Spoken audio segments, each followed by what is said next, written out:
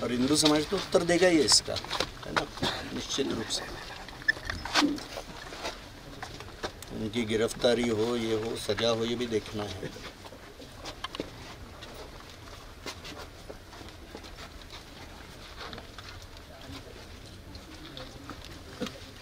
कमाने वाला बेटा ही था, वही था।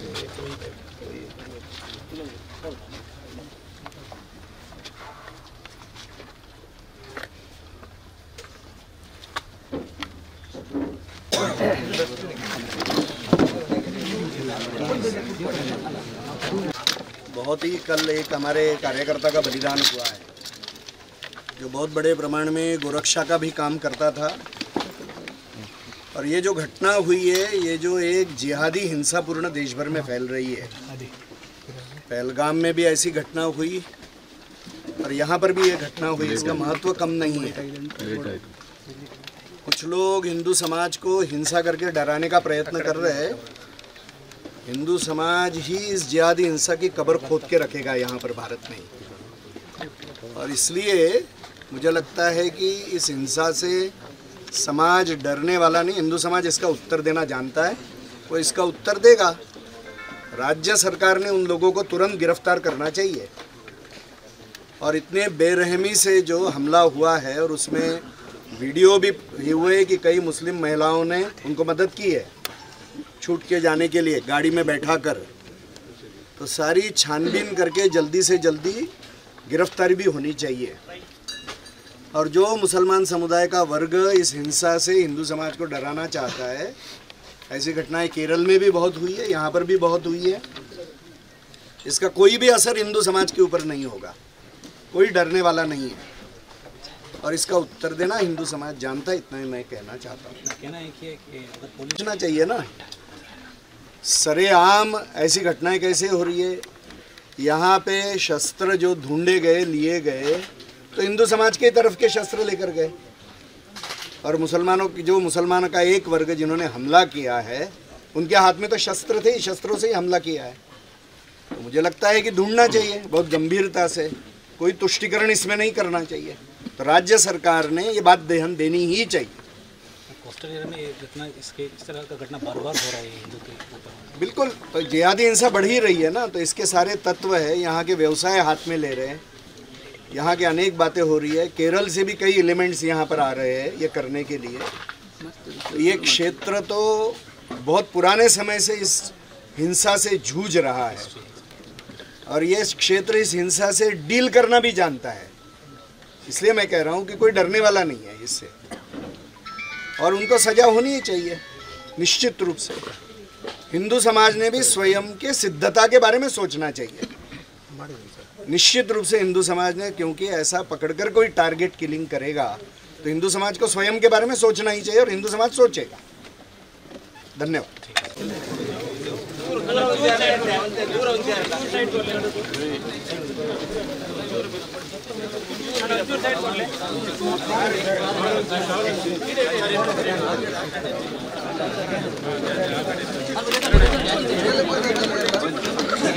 రమసరం వచ్చి ఊరే అవకాశం ఉండు ఏర్లు పోచల్ప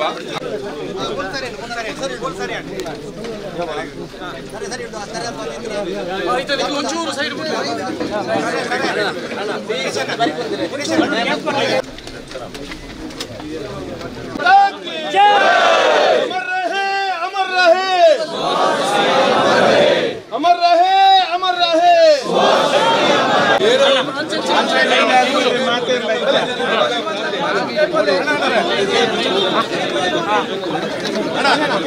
वीर बजरंगी वीर बजरंगी वीर बजरंगी।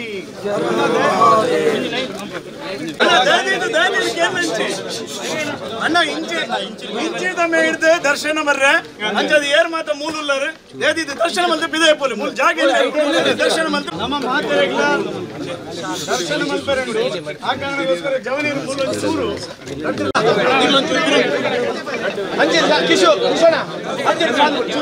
दान हुआ है वो व्यर्थ न जाए। मुझे लगता है ये क्षण, क्योंकि धर्म और देश के लिए लड़ने वाले बहुत कम लोग हैं और सामने का समय भी बहुत कठिन है, चुनौती वाला है, और इसलिए सभी कार्यकर्ताओं को भी अपने अंतिम क्षण तक हिंदुत्व और हिंदू धर्म के लिए खड़ा रहने की, बलिदान करने की भी, बलिदान लेने का भी संकल्प करना चाहिए।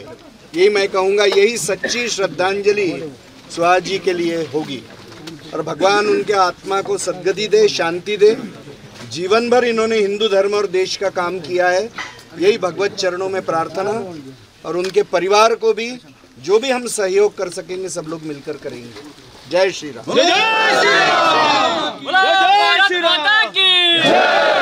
भारत माता की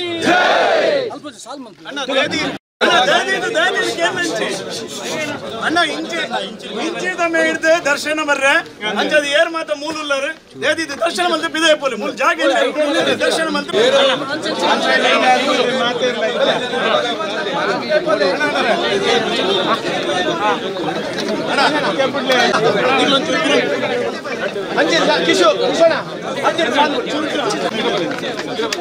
ಒಂದು ನಿಮಿಷ ಕ್ಲಿಯರ್ ಮಾಡಿ ಪ್ಲೀಸ್ ಅಣ್ಣ ಸರ್ ಸರ್ ಬನ್ನಿ ಬನ್ನಿ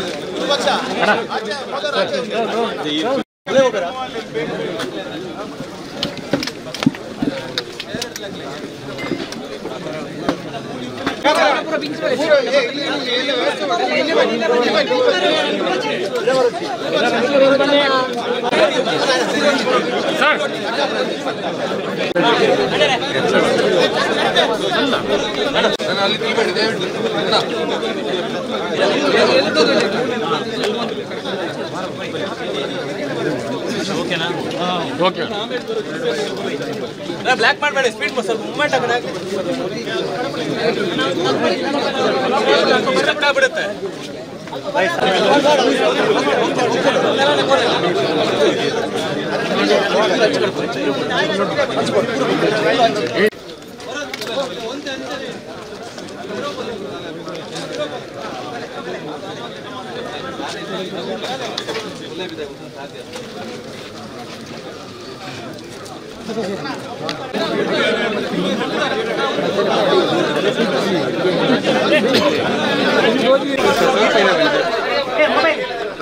okay okay okay sir okay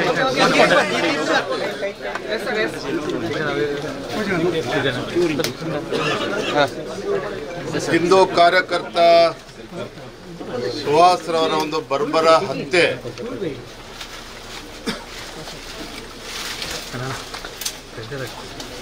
ಇವತ್ತು ಇಡೀ ರಾಜ್ಯದಲ್ಲಿ ಆಕ್ರೋಶವನ್ನು ವ್ಯಕ್ತಪಡಿಸ್ತಾ ಇದ್ದಾರೆ. ಕಾಶ್ಮೀರದ ಪಹಲ್ಗಾಮ್ನಲ್ಲಿ ಆದಂಥ ಹಿಂದೂಗಳ ಒಂದು ಹತ್ಯೆಗಳು, ಆ ದುರ್ಘಟನೆ ಮರೆಯುವಂಥ ಮೊದಲನೇ ಮಂಗಳೂರಿನಲ್ಲಿ ಈ ಘಟನೆ ನಡೆದಿರ್ತಕ್ಕಂಥದ್ದು ಇದು ಖಂಡನಾರ್ಹ. ಭಾರತೀಯ ಜನತಾ ಪಾರ್ಟಿ ಈ ಘಟನೆಯನ್ನು ಬಹಳ ಗಂಭೀರವಾಗಿ ತೆಗೆದುಕೊಂಡಿದ್ದೇವೆ.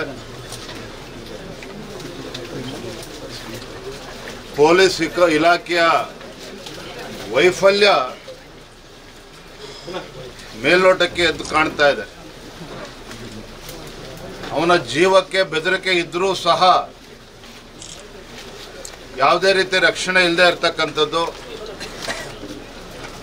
ಎಲ್ಲೋ ಒಂದು ಕಡೆ ರಾಜ್ಯ ಸರ್ಕಾರ, ಪೊಲೀಸ್ ಇಲಾಖೆ ಒಂದು ವೈಫಲ್ಯ, ಗೃಹ ಇಲಾಖೆ ಒಂದು ವೈಫಲ್ಯ, ಮತ್ತು ಕಾಂಗ್ರೆಸ್ ಸರ್ಕಾರದ ನೀತಿಗಳು ಕೂಡ ಈ ರೀತಿ ರಾಜ್ಯದಲ್ಲಿ ಹಿಂದೂ ಕಾರ್ಯಕರ್ತರಿಗೆ ರಕ್ಷಣೆ ಇಲ್ಲದೆ ಇರತಕ್ಕಂಥದ್ದು ಪರಿಸ್ಥಿತಿ ನಿರ್ಮಾಣ ಆಗಿದೆ. ರಾಜ್ಯದ ಜನತೆಗೆ, ವಿಶೇಷವಾಗಿ ಹಿಂದೂ ಸಂಘಟನೆಗಳಿಗೆ, ಹಿಂದೂ ಕಾರ್ಯಕರ್ತರಿಗೆ ಈ ಕಾಂಗ್ರೆಸ್ ಸರ್ಕಾರದ ವಿರುದ್ಧ, ಕಾಂಗ್ರೆಸ್ ಸರ್ಕಾರದ ಮೇಲೆ ವಿಶ್ವಾಸವೇ ಹೊತ್ತು ಇಲ್ಲದಂತಾಗಿದೆ. ಭಾರತೀಯ ಜನತಾ ಪಾರ್ಟಿ ಇವತ್ತು, ನಾನು, ನಮ್ಮ ವಿರೋಧ ಪಕ್ಷದ ನಾಯಕರು ಅಂತ್ಯ ಸಂಸ್ಕಾರದಲ್ಲಿ ನಾವು ಭಾಗವಹಿಸಿದ್ದೇವೆ.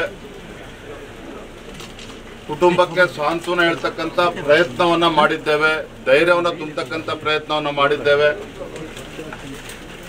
ಇಂಥ ಸಂದಿಗ್ಧ ಪರಿಸ್ಥಿತಿಯಲ್ಲಿ ಭಾರತೀಯ ಜನತಾ ಪಾರ್ಟಿ ನಮ್ಮೆಲ್ಲ ಕಾರ್ಯಕರ್ತರು, ಮುಖಂಡರು, ಆ ಬಡ ಕುಟುಂಬದ ಜೊತೆ ನಾವು ಇದ್ದೇವೆ. ಆ ತಾಯಿಯನ್ನ ಮಾತನಾಡಿಸ್ತಾ ಇದ್ವಿ. ಪಾಪ ತಾಯಿಯು ಕೂಡ ಆರೋಗ್ಯದ ಸಮಸ್ಯೆಯಿಂದ ಬಳಲ್ತಾ ಇರ್ತಕ್ಕಂಥದ್ದು. ಆ ಕುಟುಂಬದ ಒಂದು ಆಧಾರ ಸ್ತಂಭವೇ ಹೊತ್ತು ಕಳಚಿ ಬಿದ್ದಂತಾಗಿದೆ. ಅವ್ರ ತಂದೆಯವರು ಕೂಡ ನೋವನ್ನು ತೋಡ್ಕೊಳ್ತಾ ಇದ್ರು. ನಮ್ಮೆಲ್ಲ ಪಕ್ಷದ ಮುಖಂಡರು ನಿರ್ಧಾರ ಮಾಡಿ, ಬಿಜೆಪಿಯಲ್ಲಿ ನಮ್ಮ ಮುಖಂಡರೆಲ್ಲ ನಿರ್ಧಾರ ಮಾಡಿ, ಆ ಕುಟುಂಬದ ಆಧಾರ ಸ್ತಂಭ ಇಲ್ಲದೆ ಇರತಕ್ಕಂಥ ಸಂದರ್ಭದಲ್ಲಿ ಪಕ್ಷದ ಪರವಾಗಿ 25 ಲಕ್ಷ ರೂಪಾಯಿ ಪರಿಹಾರವನ್ನು ನೀಡಬೇಕು ಅಂತೇಳಿ ನಾವು ತೀರ್ಮಾನ ಮಾಡಿದ್ದೇವೆ. ರಾಜ್ಯ ಸರ್ಕಾರಕ್ಕೆ ಆಗ್ರಹ ಮಾಡ್ತೇನೆ, ಮಾನ್ಯ ಮುಖ್ಯಮಂತ್ರಿಗಳಿಗೆ, ಗೃಹ ಸಚಿವರಿಗೆ ಆಗ್ರಹವನ್ನು ಮಾಡ್ತೇನೆ. ಈ ಘಟನೆಯ ಗಂಭೀರತೆಯನ್ನು ಅರ್ಥ ಮಾಡಿಕೊಂಡು, ಕುಟುಂಬದ ಪರಿಸ್ಥಿತಿಯನ್ನು ಕೂಡ ಅರ್ಥ ಮಾಡಿಕೊಂಡು ಪರಿಹಾರವನ್ನು ರಾಜ್ಯ ಸರ್ಕಾರ ಘೋಷಣೆ ಮಾಡಬೇಕು. NIA ಇಂದ ತನಿಖೆ ಆಗಬೇಕು. ರಾಷ್ಟ್ರೀಯ ತನಿಖಾ ಸಂಸ್ಥೆಯಿಂದ ಈ ಘಟನೆ ತನಿಖೆ ಆಗಬೇಕು.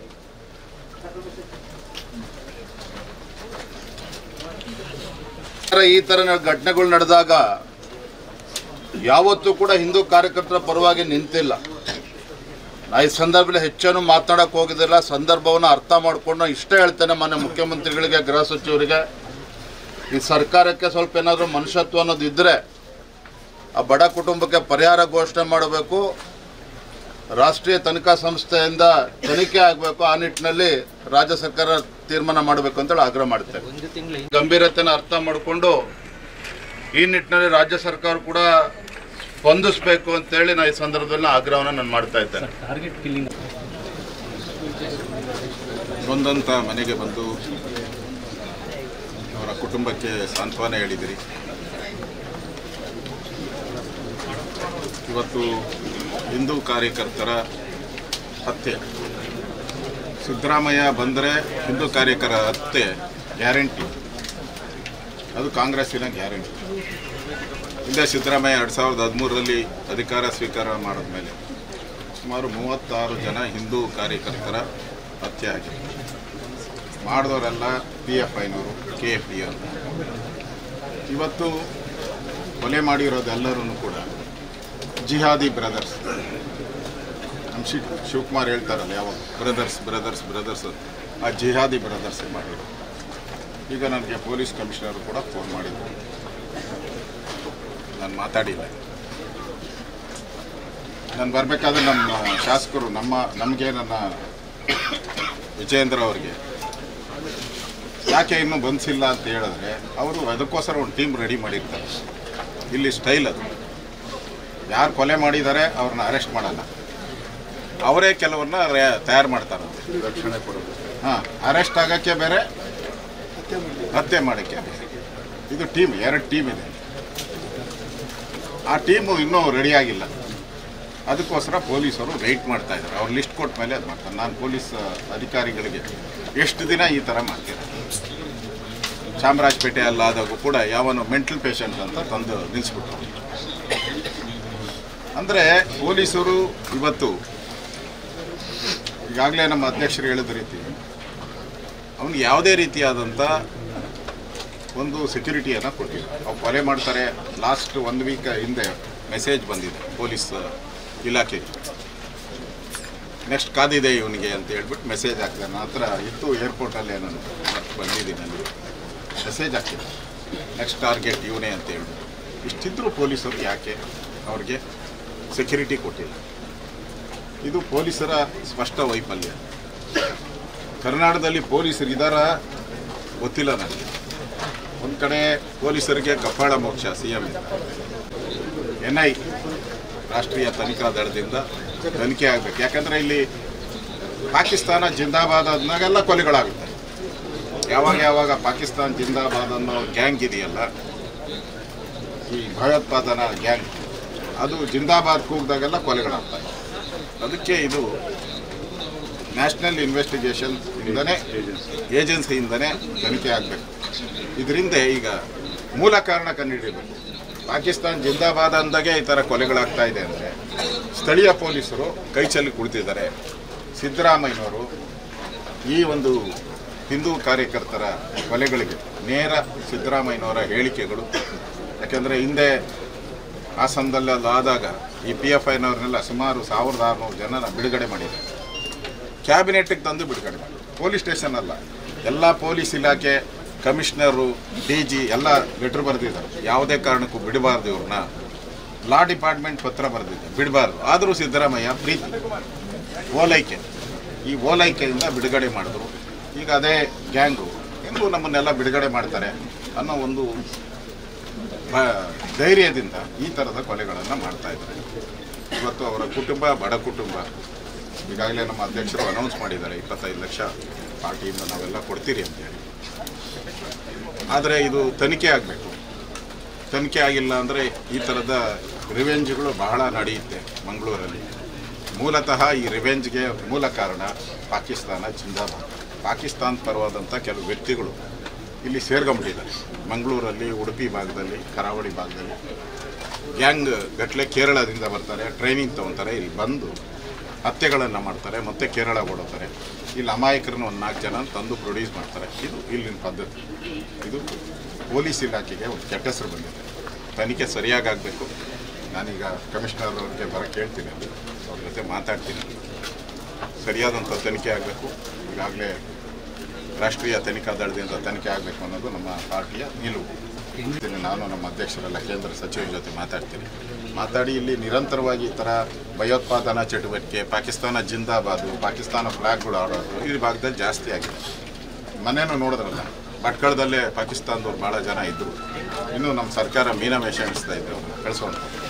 ಅದರಿಂದ ಇಲ್ಲಿ ಆ ಒಂದು ಸೆಂಟರ್ ಆಗುವಂಥದ್ದು ಒಳ್ಳೆಯದು. ನಾವು ಕೂಡ ಕೇಂದ್ರಕ್ಕೆ ಪತ್ರ ಬರೀತೀವಿ. ಮೊನ್ನೆನೂ ಕೂಡ ಒಂದು ವಾರದಿಂದ ಅವ್ರ ಗಾಡಿನೆಲ್ಲ ಪರಿಶೀಲನೆ ಮಾಡಿ ಇಟ್ಟರೆ ನಿಮಗೆ ಹುಷಾರಂತ ವಾರ್ನ್ ಮಾಡಿ ಹೋಗಿದ್ದಾರೆ. ಅದಾದಮೇಲೆ ಈ ಘಟನೆ ನಡೆಸಿದ್ರು.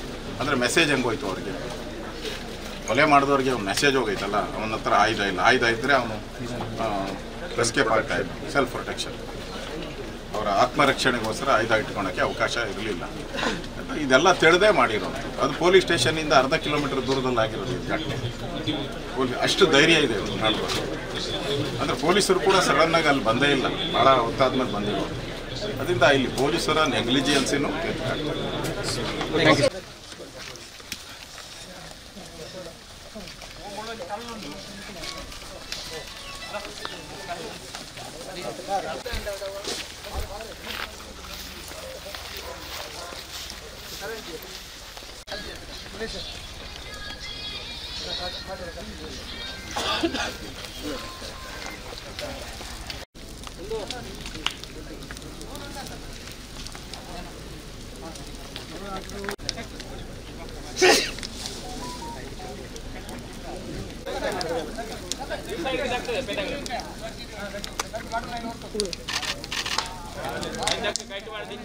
ಹೆಸರು ಸೇರಿಸುವುದು ಒಂದು ಕಾಯಮಾಗಿ ಇಲ್ಲಿ ಬೆಳ್ಕೊಂಡು ಬಂದಿದೆ. ಅವರಿಗೆ ಹೆದರಿಸುವುದಕ್ಕಾಗಿ, ಅವರನ್ನು ದೂರ ಮಾಡುವುದಕ್ಕಾಗಿ, ಸಂಘಟನೆಯಿಂದ ದೂರ ಇಡುವುದಕ್ಕಾಗಿ ಇವತ್ತು ನಿರಂತರವಾಗಿ ಇಂಥ ಷಡ್ಯಂತ್ರವನ್ನು ಇಲ್ಲಿರುವಂಥ ಕೆಲವರು ಮಾಡ್ತಾ ಇದ್ದಾರೆ. ಇದಕ್ಕೆ ಇವತ್ತು ಸುಹಾಸ್ ಶೆಟ್ಟಿ ಕೂಡ ಬಲಿಯಾಗಿದ್ದಾರೆ. ಕರ್ನಾಟಕ ರಾಜ್ಯದಲ್ಲಿ ಕಳೆದ 1 ವರ್ಷದಲ್ಲಿ ಪೊಲೀಸ್ ಸ್ಟೇಷನ್ ಮೇಲೇ ದಾಳಿ ಮಾಡಿ ಪೊಲೀಸರಿಗೆ ಹೊಡೆದ್ರೆ ಕೂಡ ಸರ್ಕಾರ ಮಾತಾಡ್ತಿಲ್ಲ, ಅವರ ಮೇಲೆ ಕೇಸ್ ಮಾಡ್ತಾ ಇಲ್ಲ. ಹಿಂದೆ 2013ರಲ್ಲಿ ಸಿದ್ದರಾಮಯ್ಯನವರ ಸರ್ಕಾರ ಪಾಪ್ಯುಲರ್ ಫ್ರಂಟ್ ಆಫ್ ಇಂಡಿಯಾದ ಅವತ್ತಿದ್ದಂಥ ಸಂಘಟನೆಯ ಎಲ್ಲ ಕೇಸ್ಗಳನ್ನು ವಾಪಸ್ ತಗೊಂತು, ಎಲ್ಲ ಅಪರಾಧಿಗಳನ್ನು ರಸ್ತೆಗೆ ಬಿಡ್ತು. ಇದರಿಂದಾಗಿ ಸುಮಾರು 20-23 ಕಾರ್ಯಕರ್ತರು ನಾವು ಕಳ್ಕೊಂಡ್ವಿ ಅವರನ್ನು. ನಾನು ಅವತ್ತು ಕೂಡ ಅಮಿತ್ ಶಾ ಅವರಿಗೆ ಹೇಳಿದ್ದೆ, ಕರ್ನಾಟಕ ರಾಜ್ಯದಲ್ಲಿ ಪಾಪ್ಯುಲರ್ ಫ್ರಂಟ್ ಆಫ್ ಇಂಡಿಯಾದ ಕಾರ್ಯಕರ್ತರನ್ನು ರಸ್ತೆ ಬಿಟ್ಟಿದ್ದಾರೆ, ಕೇಸನ್ನು ವಿಡ್ರಾ ಮಾಡಿದ್ದಾರೆ ಕ್ಯಾಬಿನೆಟ್ಗೆ ತಂದು. ಆ ಕಾರಣಕ್ಕಾಗಿ ಇವತ್ತು ನಮ್ಮವರ ಕೊಲೆ ಆಗ್ತಾ ಇದೆ ಅಂತ ಹೇಳಿ ಇವತ್ತು ಮತ್ತೊಂದು ಸಾರಿ ಇದು ಸಾಬೀತಾಗಿದೆ. ಮೊನ್ನೆ ಹುಬ್ಬಳ್ಳಿಯಲ್ಲಿ ಪೊಲೀಸ್ ಸ್ಟೇಷನನ್ನು ಸುಟ್ಟಿರುವಂಥ ಕೇಸಿನ ಅಪರಾಧಿಗಳನ್ನು ಸಿದ್ದರಾಮಯ್ಯನವರ ಸರ್ಕಾರ ಮೊನ್ನೆ ಕೇಸನ್ನು ವಾಪಸ್ ತಗೊಂತು. ಇದರಿಂದ ಏನು ಸಂದೇಶ ಹೋಗುತ್ತೆ? ಅಪರಾಧಿಗಳಿಗೆ ಅನಿಸುತ್ತೆ ಈ ಸರ್ಕಾರ ನಮ್ಮ ಪರವಾಗಿದೆ, ನಮ್ಮ ಅಪರಾಧವನ್ನು ರಕ್ಷಣೆ ಮಾಡುತ್ತೆ. ಈ ಕಾರಣಕ್ಕಾಗಿ ಪದೇ ಪದೇ ಅಪರಾಧಗಳು ನಮ್ಮ ರಾಜ್ಯದಲ್ಲಿ ನಡೀತಾ ಇದ್ದಾವೆ. ಇವತ್ತು ಮಂಗಳೂರಲ್ಲೂ ಇದು ಆಗಿದೆ. ಅಷ್ಟೊಂದು ಓಪನ್ ಜಾಗದಲ್ಲಿ, ನಡು ರಸ್ತೆಯಲ್ಲಿ ಅಷ್ಟೊಂದು ಜನ ಓಡಾಡ್ತಾ ಇರುವಂಥ ಸಂದರ್ಭದಲ್ಲಿ 2-3 ವೆಹಿಕಲಲ್ಲಿ ಬರ್ತಾರೆ, ಇವರ ಕಾರನ್ನು ತಡೀತಾರೆ, ಇವರ ಕಾರಿನ ಬಾಗಿಲುಗಳಿಗೆ ಅಡ್ಡವಾಗಿ ನಿಲ್ತಾರೆ ಮತ್ತು ಹೊಡಿತಾರೆ, ಆಕ್ಸಿಡೆಂಟ್ ಮಾಡಿಸ್ತಾರೆ ಮತ್ತು ಸುಹಾಸ್ ಶೆಟ್ಟಿಯನ್ನು ಅಟ್ಟಾಡಿಸ್ಕೊಂಡು ಹೊಡಿತಾರೆ. ಅದು ಹೊಡಿಯುವಂಥ ರೀತಿ ಇಷ್ಟು ಅಮಾನವೀಯ, ಎಷ್ಟು ಬ್ರೂಟಲ್ ಆಗಿದೆ ಅಂತಂದರೆ, ಯಾವುದನ್ನು ನಾವು ಮಾಧ್ಯಮದಲ್ಲಿ ಸಿರಿಯಾದಲ್ಲಿ ಮಾಡ್ತಿದ್ರು ಅಂತ ನೋಡಿದ್ವಿ, ಅದನ್ನೇ ಇವತ್ತು ನಮ್ಮ ಸುಹಾಸ್ ಶೆಟ್ಟಿ ಅವರಿಗೆ ಮಾಡಿದ್ದಾರೆ. ಅಂದರೆ ಇವರು ಒಂದು ಮೆಂಟಲಿ ಪ್ರಿಪೇರ್ಡ್, ಎರಡನೇದು ಇವರು ಟ್ರೈನ್ಡ್. ಎಲ್ಲ ಹೊರಗಡೆ ತರಬೇತಿ ಹೊಂದಿದವರಿಗೆ ಮಾತ್ರ ಈ ರೀತಿ ಹೊಡೆಯೋಕ್ಕೆ ಸಾಧ್ಯ. ಇವತ್ತೂ ಕೂಡ ಸರ್ಕಾರ ಮತ್ತೆ ಇದನ್ನು ಮುಚ್ಚಿ ಹಾಕುವಂಥ ಪ್ರಯತ್ನ ನಡೀತಾ ಇದೆ. ಖಾದರ್ ಅವರು ಇವತ್ತು ಬೆಳಿಗ್ಗೆ ಹೇಳ್ತಾ ಇದ್ದಾರೆ, ನನಗೆ ಬೆದರಿಕೆ ಕರೆ ಬಂದಿದೆ. ಅಂದರೆ ಈ ಕೇಸನ್ನು ಡೈವರ್ಟ್ ಮಾಡುವಂಥ ಎಲ್ಲ ಪ್ರಕ್ರಿಯೆಗಳು ಕೂಡ ನಮ್ಮ ರಾಜ್ಯದಲ್ಲಿ ನಡೀತಾ ಇದೆ. ಅದಕ್ಕೆ ಮುಖ್ಯಮಂತ್ರಿಗಳು ಉತ್ತರ ಕೊಡ್ತಾರೆ. ಮುಖ್ಯಮಂತ್ರಿಗಳು ಸುಹಾಸ್ ಶೆಟ್ಟಿ ಬಗ್ಗೆ ಮಾತಾಡಲ್ಲ, ನಿನ್ನೆ ಇಷ್ಟು ಬ್ರೂಟಲ್ ಆಗಿ ಹತ್ಯೆ ಮಾಡಿದ್ರ ಬಗ್ಗೆ ಮಾತಾಡಲ್ಲ. ಆದರೆ ನಾವು ಖಾದರ್ ಅವರಿಗೆ ಬೆದರಿಕೆ ಕರೆ ಬಂದಿದೆ, ಅದಕ್ಕೆ ನಾವು ರಕ್ಷಣೆ ಕೊಡ್ತೀವಿ ಅಂತ ಮಾತಾಡ್ತಾರೆ. ಇದು ನಮ್ಮ ರಾಜ್ಯದ ಮುಖ್ಯಮಂತ್ರಿ ಸಿದ್ದರಾಮಯ್ಯ ಆದ ತಕ್ಷಣ ಇಂಥ ಎಲ್ಲ ದೇಶದ್ರೋಹಿ ಸಂಘಟನೆಗಳಿಗೆ, ದೇಶದ್ರೋಹಿ ಶಕ್ತಿಗಳಿಗೆ, ಸಮಾಜದ್ರೋಹಿ ಶಕ್ತಿಗಳಿಗೆ ಬಲ ಬರುತ್ತೆ. ಅದು ಮತ್ತೊಂದು ಸಾರಿ ಮಂಗಳೂರಲ್ಲಿ ಸಾಬೀತಾಗಿದೆ. ನನಗೆ ಅನಿಸುತ್ತೆ ಈ ಸರ್ಕಾರ ನಮ್ಮೆಲ್ಲರ ರಕ್ಷಣೆ ಮಾಡುತ್ತೆ ಅಂತ ನಮಗೆ ಅನ್ನಿಸ್ತಾ ಇಲ್ಲ. ಆದರೆ ನಾನು ಆಗ್ರಹ ಮಾಡೋದು, ಪೊಲೀಸರು ನಿಷ್ಪಕ್ಷಪಾತವಾದಂಥ ತನಿಖೆ ಮಾಡಿ. ಸರ್ಕಾರಗಳು ಬರ್ತವೆ, ಸರ್ಕಾರಗಳು ಹೋಗ್ತವೆ. ಸರ್ಕಾರ ಪರ್ಮನೆಂಟ್ ಅಲ್ಲ, ಆದರೆ ಅಧಿಕಾರಿಗಳು ಪರ್ಮನೆಂಟು. ಅತ್ಯಂತ ಪ್ರಾಮಾಣಿಕವಾಗಿ ಇದರ ತನಿಖೆಯನ್ನು ಮಾಡಿ ತಪ್ಪಿತಸ್ಥರಿಗೆ ಶಿಕ್ಷೆ ಕೊಡಬೇಕು. ಮತ್ತು ಈ ಕೇಸನ್ನು ನಾನು ಈಗಾಗಲೇ ಅಮಿತ್ ಶಾ ಅವರ ಆಫೀಸಿಗೆ ಮಾತಾಡಿದ್ದೀನಿ, ಪತ್ರನೂ ಬರೆದಿದ್ದೀನಿ.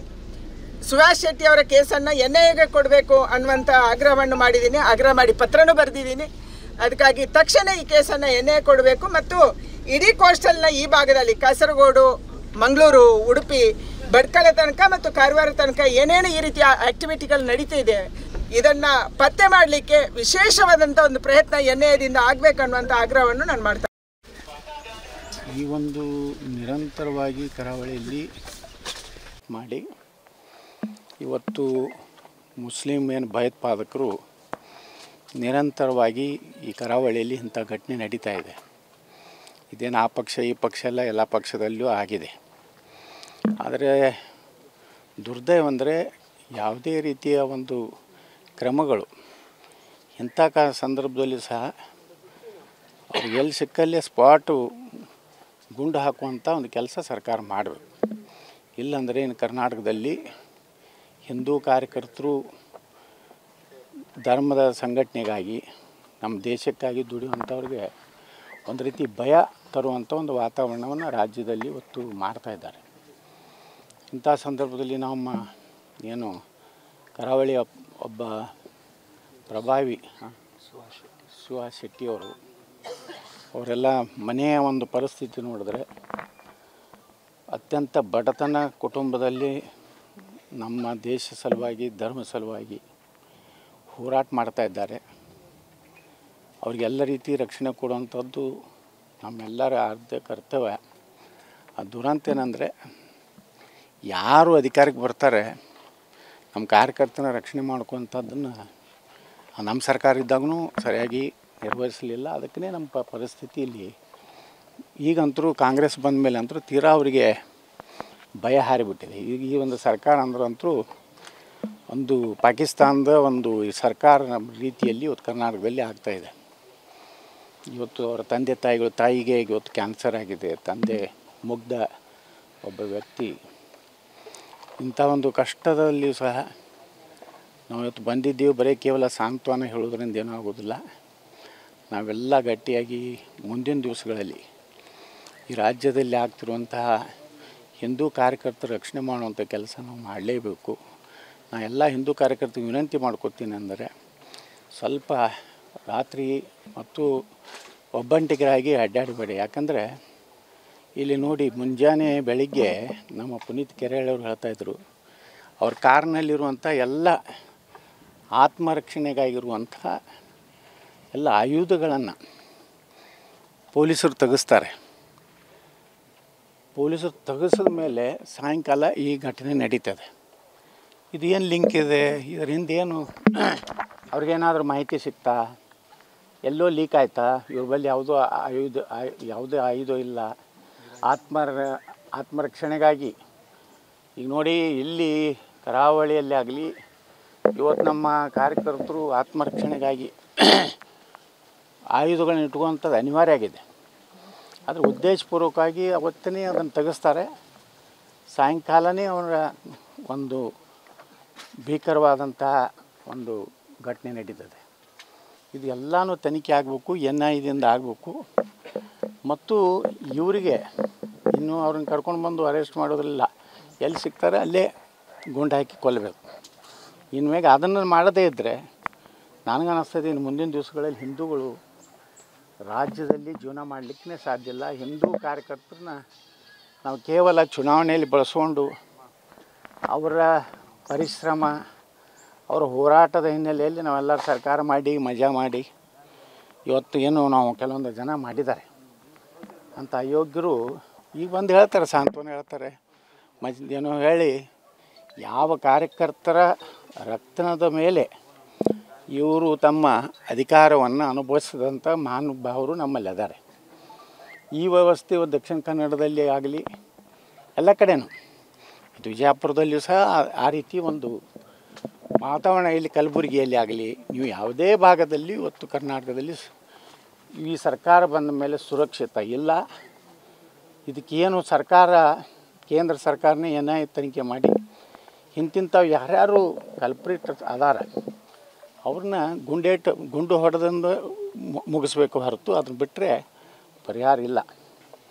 ಇವತ್ತು ನಾನು ಶಿವಮೊಗ್ಗಕ್ಕೂ ಹೋಗಿದ್ದೆ ಹಿಂದೆ, ನಮ್ಮ ಕಾರ್ಯಕರ್ತನ ಅವ್ರದ್ದು ಹರ್ಷ ಕೊಲೆ ಆಯಿತು. ಅಲ್ಲೂ ಏನೂ ಮಾಡಲಿಲ್ಲ. ಅವತ್ತು ನಮ್ಮ ಸರ್ಕಾರ ಇತ್ತು, ನಾನು ಅದು ವಿಧಾನಸಭೆಯಲ್ಲಿ ಅದನ್ನೇ ಹೇಳಿದೆ, ನೀವು ಏನು ಮಾಡ್ತಾಯಿದ್ದೀರಿ, ಬರೀ ಕಠಿಣ ಕ್ರಮ ಅಂದ್ಕೊಂಡು ಹಾಳು ಮಾಡಿದ್ರಿ. KG ಹಳ್ಳಿ ಘಟನೆ ಆಯಿತು, ಹುಬ್ಬಳ್ಳಿ ಘಟನೆ ಆಯಿತು, ಔರಂಗಜೇಬನ ಭಾವಚಿತ್ರ ಶಿವಮೊಗ್ಗದಾಗ ಹಚ್ಚಿದ್ರು. ಅದನ್ನು ಯಾರು ನಮ್ಮ ಸರ್ಕಾರ ಇದ್ದರು ಓಪನ್ನಾಗಿ ತಲವಾರು ತೊಗೊಂಡು ಬಂದರು ಶಿವಮೊಗ್ಗದಲ್ಲಿ. ಒಬ್ಬ IPS ಅಧಿಕಾರಿ ಮೇಲೆ ಬಂದರು ಶಿವಮೊಗ್ಗದಲ್ಲಿ ಮೊನ್ನೆ ಒಂದು ಯಾವುದು ಗಣೇಶ ಉತ್ಸವ ಸಂದರ್ಭದಲ್ಲಿ. ಇದೆಲ್ಲ ನೋಡಿದ್ರೆ ನಮ್ಮಲ್ಲಿಯೂ ಒಂದು ಶಿಥಿಲತೆ ಇದೆ ಅನ್ನೋವಂಥದ್ದು ಒಪ್ಪಬೇಕು. ನಮ್ಮ ಮುಗ್ಧ ಕಾರ್ಯಕರ್ತರನ್ನು ಬಲಿ ಕೊಡುವಂಥದ್ದು ನಿಲ್ಲಬೇಕು. ಇಲ್ಲಾಂದರೆ ನೀವೇನಿವತ್ತು ಭಾಳ ಐಷಾರಾಮಾಗಿ ಮುಖ್ಯಮಂತ್ರಿಯಾಗಿ ಮಜಾ ಮಾಡಿಕೊಂಡು ದೊಡ್ಡ ಹುದ್ದೆ ಹೊಡ್ಕೊಂಡು ನಿಮ್ಮ ಮತ್ತೆ ಅದೇ ಸುಖ ಅನುಭವಿಸ್ಬೇಕು ಅನ್ನೋಂಥ ಮೂರ್ಖತನ ನಿಮ್ಮಲ್ಲಿದ್ದರೆ ಜನ ಇನ್ನು ಮ್ಯಾಗ ವಿಶ್ವಾಸ ಇಡೋದಿಲ್ಲ. ಅದಕ್ಕೆ ನಾನು ಕೇಂದ್ರ ಸರ್ಕಾರಕ್ಕೆ ವಿನಂತಿ ಮಾಡಬೇಕು. ಯಾಕಂದರೆ ಇಲ್ಲಿ ಸಿದ್ದರಾಮಯ್ಯಗೆ ಹೇಳೋದ್ರಾಗ ಏನೂ ಅರ್ಥವೂ ಇಲ್ಲ. ಸಿದ್ದರಾಮಯ್ಯ ನಡವಳಿಕೆ ನೋಡಿಬಿಟ್ರೆ ಪಾಕಿಸ್ತಾನದ ಒಬ್ಬ ಮುಖ್ಯಮಂತ್ರಿ ಹಂಗೆ ಮಾತಾಡುವಂಥ ಪರಿಸ್ಥಿತಿ ನೋಡಿದಾಗ ಕೇಂದ್ರನೇ ಹಸ್ತಕ್ಷೇಪ ಮಾಡಬೇಕು. ನಮ್ಮ ಕಾರ್ಯಕರ್ತರಿಗೆ ಇವತ್ತು ಏನಾದರೂ ಸಾಂತ್ವನ ಸಿಗಬೇಕಾದ್ರೆ ಅವ್ರನ್ನ ಯಾರು ಕೊಲೆ ಮಾಡಿದ್ದಾರೆ ಅವ್ರನ್ನ ಅಂತ್ಯ ಆಗಬೇಕು. ಅದರ ಜೊತೆಗೆ ನಾನು ವೈಯಕ್ತಿಕವಾಗಿ ಈ ಕುಟುಂಬಕ್ಕೂ ಸಹ ನಾಳೆ ಒಂದು 5 ಲಕ್ಷ ರೂಪಾಯಿ ಹಣವನ್ನು ಅವರ ಆರ್ಥಿಕ ಸಹಾಯ ನಾನು ಮಾಡ್ತೀನಿ. ಈ ರೀತಿ ನಾವು ಬರೀ ಇದು ಆರ್ಥಿಕ ಸಹಾಯ ಮಾಡೋದ್ರಿಂದ ಏನೂ ಆಗೋದಿಲ್ಲ. ಮುಂದಿನ ದಿವಸಗಳಲ್ಲಿ ಇದನ್ನೆಲ್ಲ ನಮ್ಮ ಹಿಂದೂ ಸಂಘಟನೆಗಳು ರಾಜ್ಯದಲ್ಲಿ ಕೂತ್ಕೊಂಡು ನಾವೆಲ್ಲ ಒಕ್ಕಟ್ಟಾಗಿ ಮುಂದಿನ ದಿವಸಗಳಲ್ಲಿ ನಾವು ಏನು ನಮ್ಮ ಕಾರ್ಯಕರ್ತನ ಯಾವ ರೀತಿ ರಕ್ಷಣೆ ಮಾಡ್ಕೋಬೇಕು ಅನ್ನೋ ಚಿಂತನೆಯನ್ನು ನಾವು ಮಾಡ್ತೀವಿ. ಒಂದು ಪೂರ್ವಯೋಜಿತವಾಗಿರ್ತಕ್ಕಂಥ ಷಡ್ಯಂತ್ರದ ಒಂದು ಭಾಗ ಅಂಥೇಳಿ ಅನಿಸುತ್ತೆ. ಅವರು ಆರಿಸ್ಕೊಂಡಿರೋ ಸಮಯ ಮತ್ತು ಸ್ಥಳ ಅದರಲ್ಲಿ 2 ಕಾಣುತ್ತೆ. ಒಂದು ಹತ್ಯೆ ಮಾಡಬೇಕು ಅನ್ನೋದು, ಇನ್ನೊಂದು ಭಯ ನಿರ್ಮಾಣ ಮಾಡಬೇಕು ಅನ್ನೋದು. ತಾತ್ಕಾಲಿಕವಾಗಿ ಈ ಘಟನೆಯಲ್ಲಿ ಅವರು ಯಶಸ್ವಿಯಾಗಿದ್ದಾರೆ.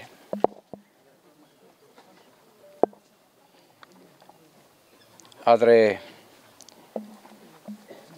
ಇವತ್ತು ಸಮಾಜ ಸುಹಾಸ್ ಶೆಟ್ಟಿ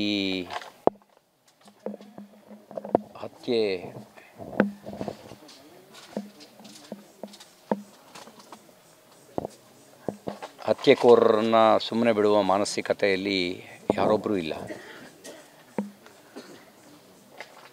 1 ತಿಂಗಳು ಮುಂಚೆನೇ ಅವ್ರು ಪೋಸ್ಟ್ ಹಾಕ್ತಾರೆ.